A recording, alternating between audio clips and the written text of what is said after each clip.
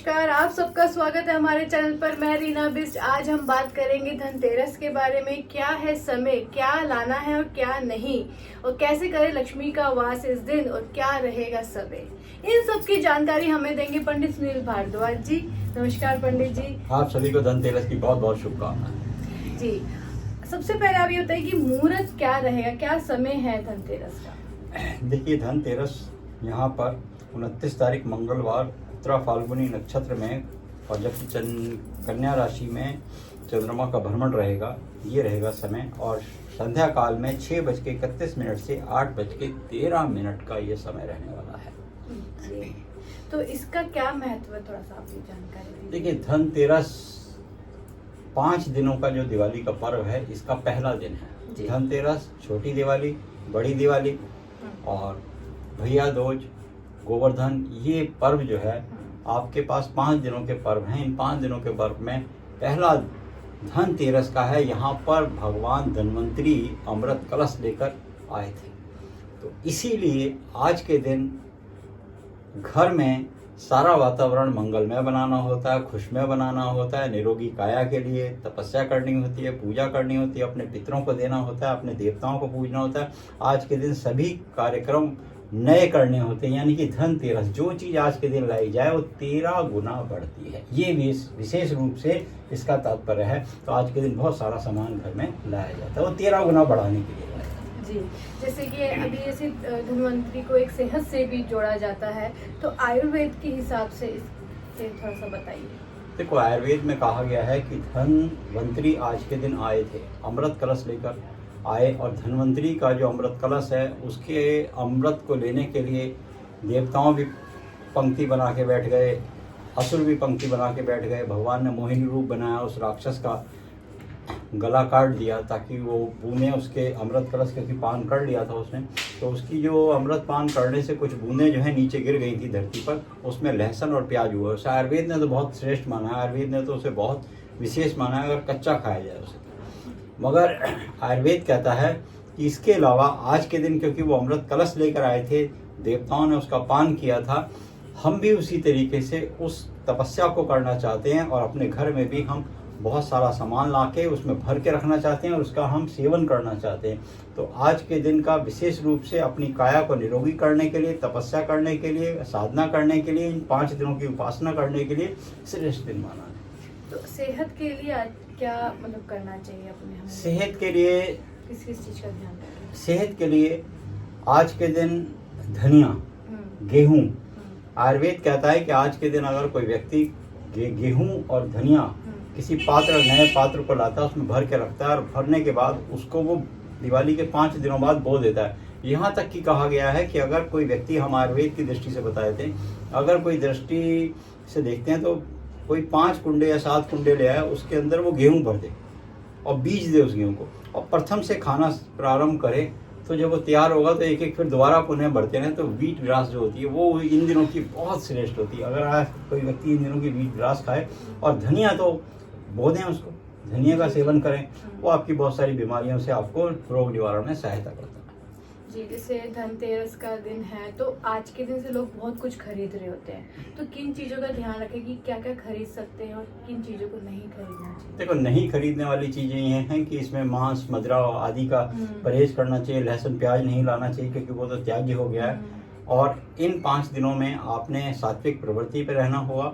घर के अंदर से जो टूटी फूटी चीज़ें होंगी, खंडित चीज़ें होंगी, उनको बाहर निकालना होगा। घर के अंदर आपने ऐसी चीज़ें लानी है जो आपके लिए शुभ हो, जैसे कि पात्र लाना है, सोना, चांदी, तांबा, पीतल, जो भी आप यथाशक्ति ला सकते हैं। उसके अंदर जैसे हमने बताया, धनिया भर के रखें, उनको खाली ना रखें, कुछ अनाज भर के रखें, खील भर के रखें, बतासे भर के रखें। खील क्योंकि दुगनी होती है, बढ़ती है, संपत्ति बढ़ती है, तो आपकी यश कीर्ति बढ़ती है, वो इसलिए लामा बेरा में भी उसका इस्तेमाल किया जाता है खील का। तो खील ला के रखें।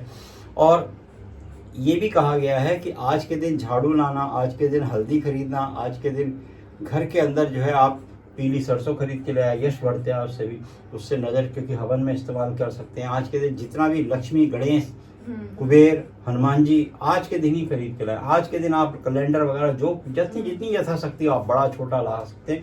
सोना चांदी हमने बताया, कुछ भी ला सकते हैं आज के दिन।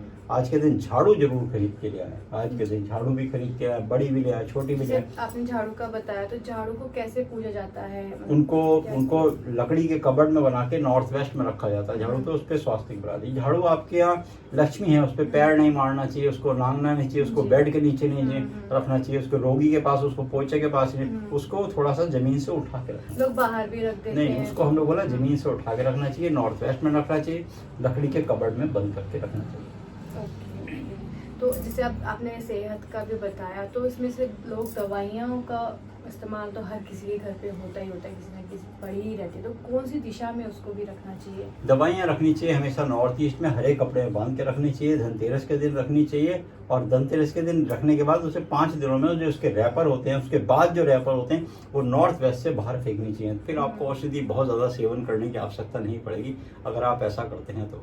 जी, तो अभी जैसे कि घर में एक जो ये 5 दिन है, तो इस दिन घर में हम क्या ऐसी पॉजिटिव एनर्जीज को कैसे लेकर आए, कैसे क्या करें जिससे पॉजिटिव एनर्जीज घर पर आए? देखिए, पॉजिटिव एनर्जी के लिए आज के दिन आप बंदरवार होती है, तोड़न होती है, उसको बनाते हैं, आम के पत्ते, पान के पत्ते, इनसे बना सकते हैं आप। जो भी आप जैसे भी हमने बोला यथाशक्ति है, ये मत संकोच कीजिए कि हम बहुत ज़्यादा पैसा नहीं खर्च कर सकते, हम बहुत ज़्यादा लगा नहीं सकते, ऐसा नहीं सोचना। सिर्फ मन में ये श्रद्धा रखनी है कि आज के दिन से लक्ष्मी, गणेश, कुबेर, ठाकुर हमारे घर आए। जी जी, तो फिर जैसे कि अभी आपने जी गणेश लक्ष्मी जी का बताया, तो उसके साथ हम जैसे सरस्वती जी हैं या हनुमान जी हैं, कुबेर जी हैं, तो इन सबको भी आज के दिन हम लेकर आ सकते हैं। देखिए, आज के दिन जिनको देवताओं को लाएंगे आप, सुंदर मंडप बनाइए, ईशान स्थान में बनाइए, नॉर्थ ईस्ट सबसे श्रेष्ठ कहा गया है। हनुमान जी को ईशान में बिठाइए, लाल आसन बिछाइए, ईशान में हनुमान जी बिठाइए। ईशान में बिठाने के बाद हनुमान जी नॉर्थ वेस्ट को देखें, वास्तु पुरुष का जो मुखमंडल होता है उस पर हनुमान जी बैठे होने चाहिए। राम, कृष्ण, शिव, साईं, गुरु, इनको ईस्ट की दीवार पर बिठाइए। माता गणपति, माता सरस्वती, कुबेर, ये सब उत्तर में बैठते हैं, जो दक्षिण को देखते हैं। बाकी जो देवता होते हैं वो आपके ईस्ट में बैठेंगे और नॉर्थ वेस्ट को देखेंगे।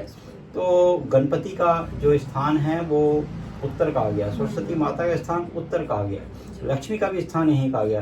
क्या कहते हैं, उत्तर का नीर, तो जल का स्थान है। जल जो है आपका धन संपत्ति है, यश को बढ़ाता है। यहीं पे बच्चों को पढ़ना भी चाहिए। सरस्वती मैया की अगर तस्वीर रखनी है तो वो उत्तर की दीवार पे रखनी चाहिए। जो आपका टीवी, कंप्यूटर, एलसीडी जो भी होता है बच्चों का आजकल लैपटॉप वगैरह पढ़ने का, वो उत्तर मुखी उन्हें पढ़ना चाहिए, क्योंकि इनकी शिक्षा और बढ़े।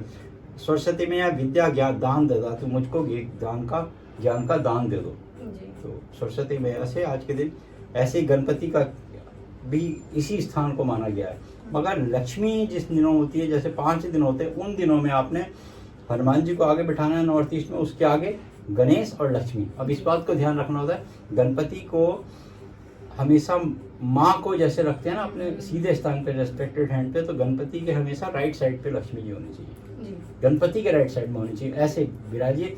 और शंख, शालिग्राम, तुलसी अगर आपके घर में है तो आपके घर में जो है इन आज अगर है, तो नहीं है तो आप आयोजन करें। गंडकी नदी के शालिग्राम मिल जाए आपको, तुलसी घर में होती है आपके, रामा श्यामा कोई भी तुलसी ले लीजिए।